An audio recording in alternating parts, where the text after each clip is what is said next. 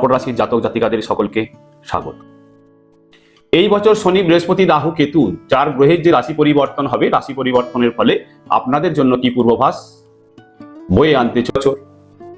এই 2025 সালে সন্তান সুখ, সন্তানদের পড়াশোনা, সন্তানদের বিবাহ, বছরের শুরুটা সন্তান সুখ নিয়ে আপনাদের মিশ্রিত ফল আপনাদের পাওয়ার সংকেত। বছরের শুরুতে আপনাদের রাশির পঞ্চম ভাবে দেবগুরু বৃহস্পতি ও শনির দৃষ্টি থাকবে, সন্তানদের অলসতার সঙ্গে সঙ্গে জেদ ও ওজন বৃদ্ধির সংকেত। মার্চ মাসের 29 তারিখ হতে শনির দৃষ্টি সরে যাবে, সন্তানদের জেদ ও সন্তানদের অলসতা নিয়ে দুশ্চিন্তার মধ্যে থাকা বাবা মায়েরা চিন্তামুক্ত হবেন এই বছর। ও সন্তান প্রাপ্তি, সন্তান লাভের আশায় থাকা দম্পতিদের জন্য ভালো সংকেত।